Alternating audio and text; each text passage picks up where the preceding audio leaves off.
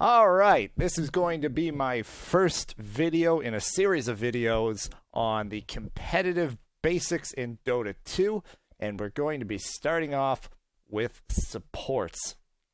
So, in this series, we'll be going over the basics. We're not going to get super in-depth in all the tactical nuances, so I'm going to be speaking in a lot of generalities. So, of course, there will be exceptions.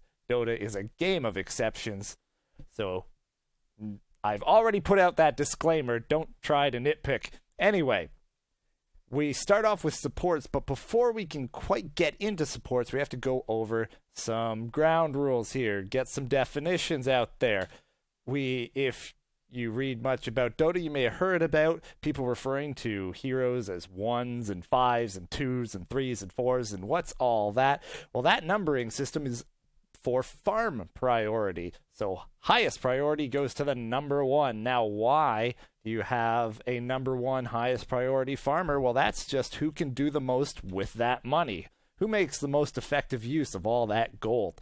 Consequently, if we take the opposite approach, whoever's on the lower end of the priority, say the number 5, who's in that role? Well, that's the person who can do the least with the gold, or in another way, do the most with the least gold. And by extension, the least items. So that just goes all the way 1 through 5. How is that relevant to us? Well, first we have to ask, why are there certain heroes, say Phantom Lancer and Faceless Void, why are they always played as carries? Like, we see a lot of heroes end up playing the same roles over and over. So why is that? In the same way, why are Shadow Demon and Lina played as supports instead of carries? Well, we have to look at the abilities of these heroes. So let's look at Shadow Demon. Disruption, Soul Catcher, Shadow Poison, Purge. If you look at how all of those work, none of them scale with items. Items do not affect these abilities at all. They're just as effective with 6 rapiers as they are with nothing but 3 branches. So Shadow Demon doesn't do a whole lot with items. By comparison, if we look at Phantom Lancer, his illusions become stronger with items. So the more items you get on Phantom Lancer, the stronger his illusions get. And that's the core of the hero, are those illusions. So that becomes very important in terms of the scaling of the hero. Another way to look at it would be, if you have 10,000 gold, if you put 9,000 on a Phantom Lancer and 1,000 on the Shadow Demon, that's going to be way more effective than 9,000 gold on the Shadow Demon and 1,000 on the Phantom Lancer. The real question, though, is, are there better options? I'm not saying any hero is bad at a particular role. Some will say that. They may be right. We're not getting into that. Lots of heroes can play lots of different roles. It's not impossible to play someone who's normally a carry or a mid or a carry or mid or offlaner as a support, or a support in a carry or semi-carry role. That's not something that you can't do. You could run Kunkka as a support. That can actually work even relatively well. You could even run Phantom Lancer as a support. He has a long-range nuke that is a slow. He's naturally durable. You could even use your illusions to scout. He has built-in innate magic immunity, which makes him a pain. And he can go invis to scout, too, if you so wanted. The real question is, are there better heroes for that role? Would somebody else do what that hero would be doing better? And that's the question you have to ask yourself. So where do supports fall in? They are, of course, in the 4 and 5 role. They have the least farm priority. They're supporting everybody else to get that farm, to get them ahead, and help them win the game for you. So you're making things happen. Jungling is often 4, but it could be 3. It depends on how you're laning things. So if you're going a lane in the safe lane with a carry, support, and then a jungler, you'd have the 5 support in lane, the 4 support jungler getting farm from the jungle, while the other support babysits the carry in lane and harasses the offlaner out. But you could abandon the offlane, have your 4-5 supports zoning out the off laner, stacking and pulling, looking for kills, and then having another hero in the jungle. Just as a couple ideas. Of course, as supports, ward. You're the ward guys. You pick up the wards, you keep vision up on the map. You're spending the gold on the disposable items that you need for your team, but don't directly help make a hero stronger. So since the gold that you end up happening to pick up isn't as important as the carries farm, you end up spending it on items like wards that run out. As mentioned, when we were talking about a jungle support and supports in a tri-lane, your role is to babysit as well. So you're making sure early on that your carry gets his farm, isn't getting harassed out of lane, isn't getting ganked. You're protecting them as best you can. You can also be stacking and pulling. This is often in the early game how supports get farm. You're not jungling per se, but by stacking and pulling, that is, there's a neutral camp in the jungle where you can actually get the lane creeps pulled into, so the neutrals end up attacking your lane creeps and killing them off. By doing that, you're denying experience to your opponents, and you can use your own lane creeps tanking the neutrals to get last hits on the neutrals and gold for your supports to buy more wards and such. Lastly, you'd be active on the map. That's what you're doing. You're moving around. Because moving around the map and missing some experience and missing last hits isn't important because of your support and you're not getting the last hits anyway, you're free to move around the map as long as your carry is fine, so you can make things happen and be active. So let's answer the question then. What makes a good support? Why is a particular hero a good support while another not? What makes one hero better at the job than another? Well, first off, we have abilities that scale without items. We touched on this earlier. Just anything where you don't need items for the ability to be effective. Examples, Disruption. It actually scales with your opponent's strength, so it creates illusions of your opponent. So if you have a stacked carry you're up against, if you disrupt them, those illusions you just created are very strong, and you can just be level 6 and they'll still be very strong. Spell Steal from Rubik, just along the same lines. You can be level 6 as Rubik and steal a level 3 black hole from a level 16 Enigma, and you get that whole spell. You don't need to be leveled up. You don't need any items at all. As long as you can get off that Spell Steal and have enough mana to cast that spell, you're just as effective. The next most important thing here are strong laning abilities. The laning phase is very important. If you're losing all your lanes, you're in a huge amount of trouble. Even if you feel you have a strong lineup after the laning phase, that's not too important if you're way behind. So what are strong laning abilities? Well, they're in the offensive category. You have stuns and you have nukes. So you want to be able to lock down a target and then burst them down. Because in the early game, magic damage is the majority of your damage coming out. So if you can lock them down and nuke them down, and those aren't mutually exclusive, normally, often your stuns do a good amount of damage as well. That's what's going to be good in terms of an offensive capability if you're looking for kills.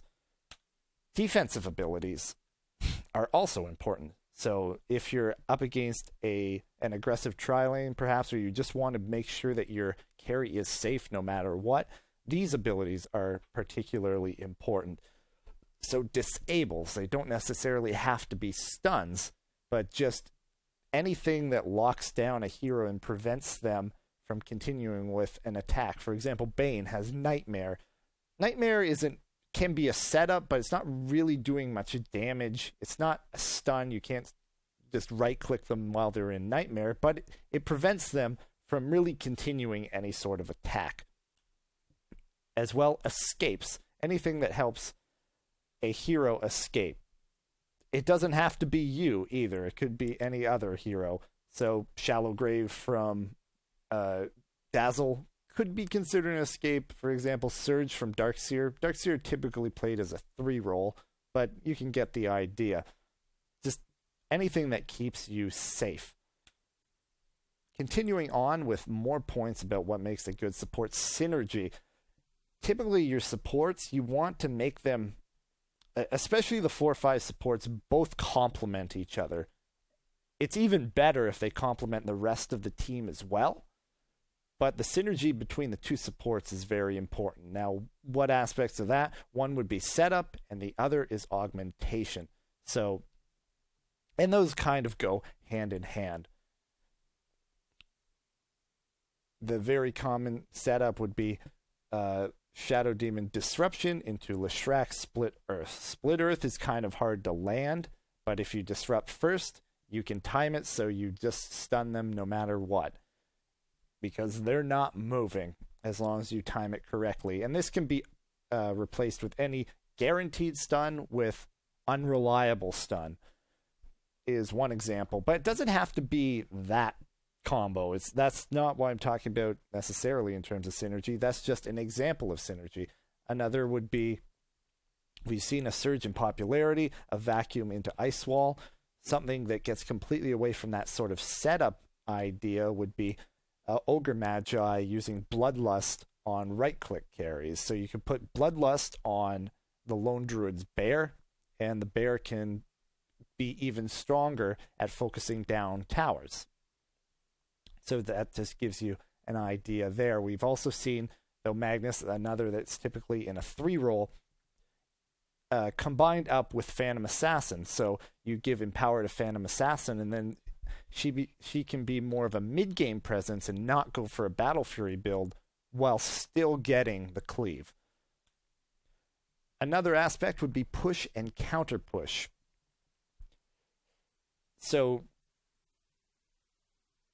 pushing for heroes that don't have items is kind of tricky. If you're a support hero who does not have an innate ability to help push or counter push and has no items, you become almost completely useless if you're behind and being pushed, or if you want to quickly push if you have enemies down and you want to get up the map quickly. So what are these? These can be spells that affect towers, such as Leshrac's Edict or Jakiro's Liquid Fire, and creep clearing abilities. Then that can also be offensive or defensive, clearing abilities when a push is coming in, or clearing out the wave so you can get right to the tower without losing any HP on your own creeps.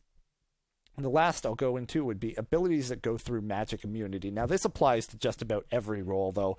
Any ability that goes through magic immunity, particularly disables, are highly valued because of how effective magic immunity is on a well-farmed carry.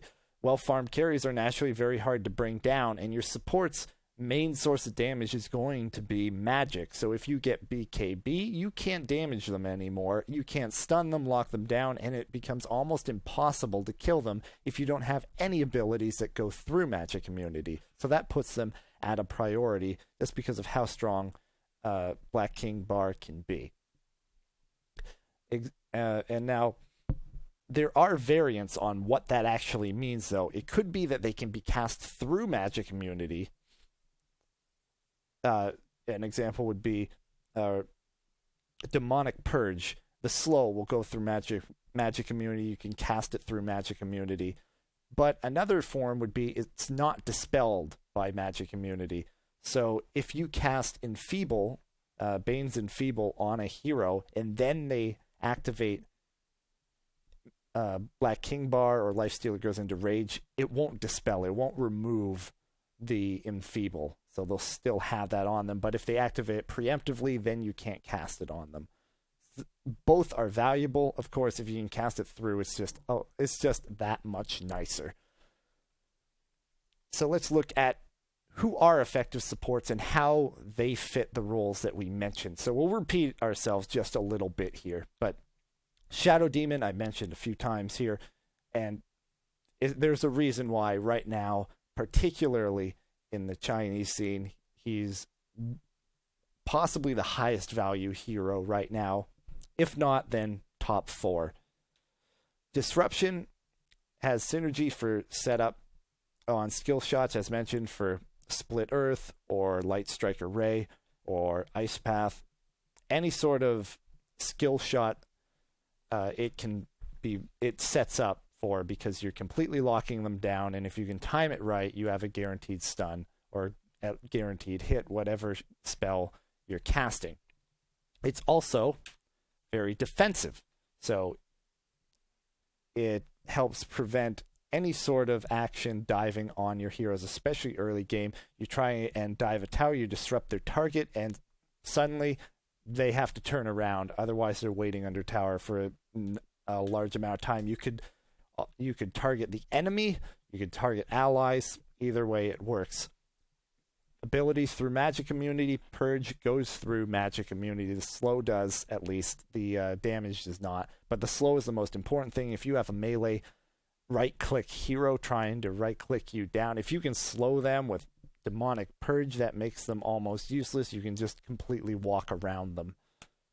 Soulcatcher scales without items, so pretty much all of Shadow Demon's abilities scale without items, but Soulcatcher, it does percentage increased damage on a target, and you don't have to do any of that damage. Your allies can do it for you, so the carry that got all of the farm can do all of the damage with an increased amount of damage by percentage scale, which means the increase in HP over time as the game goes later doesn't make Soulcatcher worse, as it would be if it was, say, it does 50 extra damage no matter what. Well, that's not as good.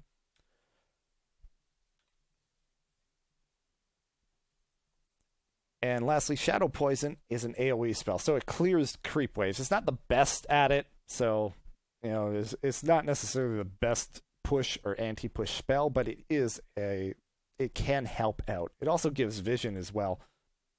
Another example also mentioned before would be Rubik. So he has a strong disable. Telekinesis is an instant cast, so if you're within range, you can just pick them up. As soon as you click on them, you can move them towards or away from you, so you can actually push heroes back. That makes it defensive as well. Synergy, you have Telekinesis. It can set up for a stun just like Disruption can, so it has that kind of setup. He has Fade Bolt, which is a nuke as well as a creep clearing ability, so it applies both to nuking and for pushing and counter push. In terms of scaling, Spell Steal scales excellently. You don't have to worry at all about levels. The spells that you steal are not based on your own items or levels at all. The only thing that levels help you with are mana pool and survivability. Then finally, Nullfield also scales its percentage magic immunity around you. It helps your carry, if he's nearby, get that magic immunity without you needing to be doing anything other than existing. Let's look at, finally, just quickly through some other supports. Leshrac would be one. We saw he has strong pushing power, and Edict has a follow-up stun. So if you have the synergy there, you can use Split Earth, which does good amount of damage, long duration stun, and an AoE, and does not need items to use those particularly effectively, though he can scale well with items.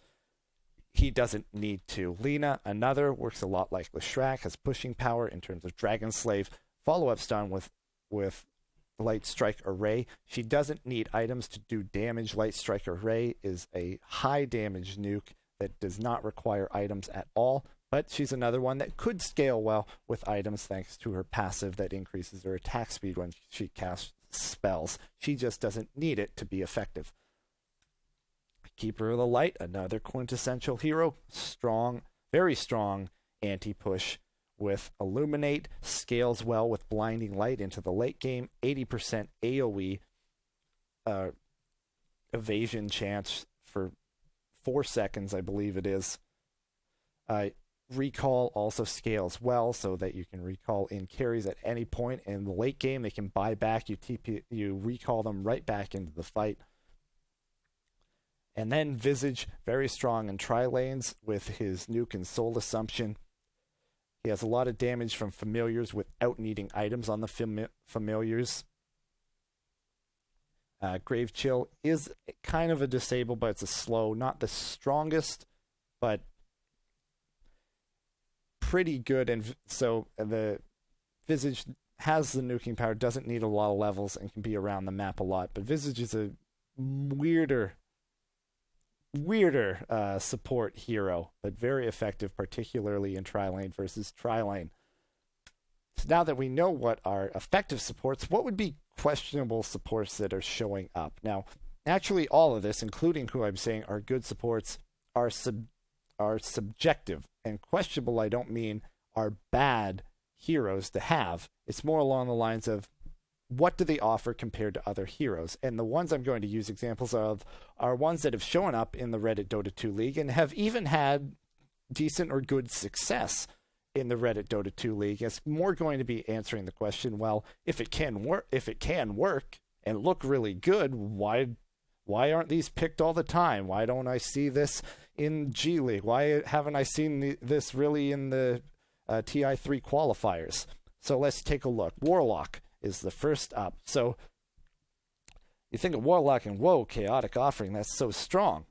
What could go wrong there? He doesn't need items for Chaotic Offering, and that's true, but he doesn't have any disable before his ultimate. So he doesn't have that stun that we were looking for. So if he doesn't have the stun, does he have a nuke? Well, no, he doesn't have a nuke either. Basically, he has damage over time with Shadow Ward, which isn't terrible, but it's not a nuke, and it's not really going to help you burst anyone down early game. And then there's Fatal Bonds, again, sort of damage over time, and it's more of a harassment tool, and it still can be nice to have, but it's not a disable, no nukes before the ultimate. Limited push and anti-push, Fatal Bonds kind of applies, but it's not great. And anti-push is pretty much left up to you don't want to push into Chaotic Offering, but you don't have any ability to wipe out creep waves. So basically what that means is between all of those, your lanes early game are weaker, which means you have, if, as mentioned earlier, if you lose all of your lanes, you're in a horrible spot. And even if you have heroes that are good mid-game, that's typically meaning they're good if you're on even footing. So at least in very high-level play, like pro play, heroes that are weak early game don't tend to get picked as much because it's easier, and, well, pros are more capable of punishing that. So Warlock is relatively weak early game, and you can potentially punish that. Tidehunter is another example. He's got limited disable. He has a slow from Gush, which also acts as a nuke. So he has those to a degree, but he's very low mana, and he's very low range. So he's melee, and in terms of using his Anchor Smash, he has to get just about within melee range as well. So between those, the question then becomes not whether or not they are good heroes or effective heroes. The question is, do they do as much as other heroes, and are there better options? That's what you need to consider. So if they fit into a lineup where other heroes are not going to do what you want as well, then that's the time that you want to pick a particular hero for a particular role.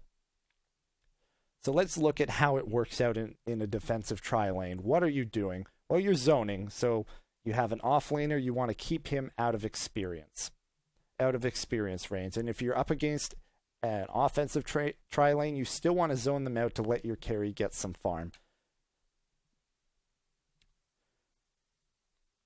And in the same way, it's not just right-click harass. Like if they get too close, you hurt them. If they get too close, you should be having stuns and nukes and follow-up stuns and follow-up nukes, which means you can kill them quickly if you're able to lock them down, which means if they get within range, then you should be able to lock them down for your next support, for your carry to catch up and finish them off.